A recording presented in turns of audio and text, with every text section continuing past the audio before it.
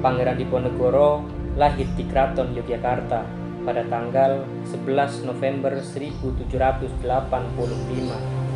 tepat sebelum matahari terbit Jumat Wage 7 Muharram 1200 Hijriah. Diponegoro adalah putra sulung dari Sultan Hamengkubuwono III dari istri selirnya yang bernama R.A. Mangkarawati. Semasa kecil, Diponegoro bernama Raden Mas Antawirya, namun setelah ia dewasa berganti nama menjadi Pangeran Diponegoro. Hal ini dilakukan sebagaimana tradisi di keraton karena Pangeran Diponegoro adalah putra sulung sang raja. Adapun pada masa kanak-kanak dan remaja, Pangeran Diponegoro banyak menghabiskan waktunya di luar istana, yaitu tepatnya di desa Tegalrejo di bawah asuhan Ratu Ageng, istri dari Sri Sultan Hamengkubuwono I yang terkenal sangatlah agamis. Karena itulah Pangeran Diponegoro mendapatkan pendidikan yang amat baik sejak kanak-kanak. Hal ini pula yang menyebabkan Diponegoro mudah bergaul dengan siapapun dan dari kalangan manapun.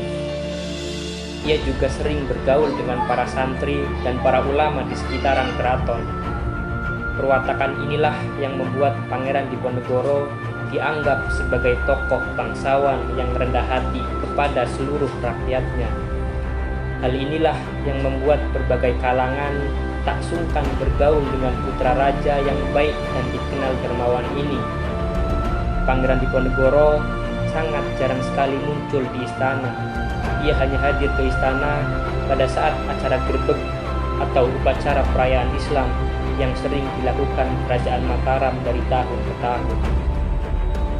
Sejak Pangeran Diponegoro dewasa dan mewarisi kekuasaan Hamengkubuwono III di daerah Tegalrejo, ia semakin memperhatikan perpolitikan keraton di bawah komando ayahnya itu.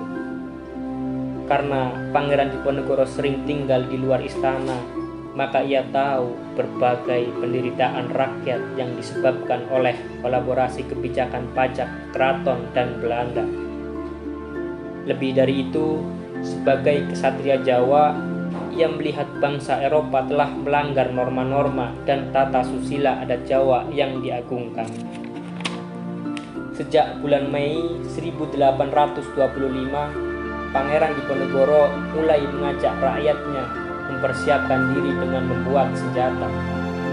Dan pada bulan yang sama pula, petinggi Belanda di Jawa memutuskan untuk memperbaiki jalan yang termasuk dalam wilayah kekuasaan Pangeran Diponegoro. Hal inilah yang membuat Pangeran Diponegoro semakin naik pitam, karena pembangunan jalan yang malang melintang di area pemakaman keluarga besar Kerajaan Mataram yang disakralkan.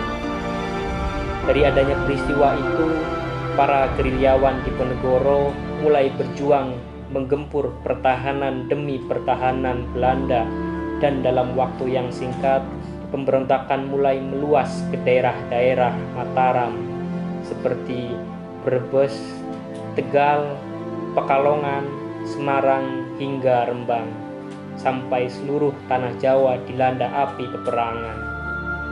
15 dari 29 pangeran keraton bergabung dengan Pangeran Diponegoro seperti Pangeran Mangkubumi dan Pangeran Ngabehi Jaya Kusuma. Demikianlah sebagian kisah tentang Pangeran Diponegoro. Semoga bermanfaat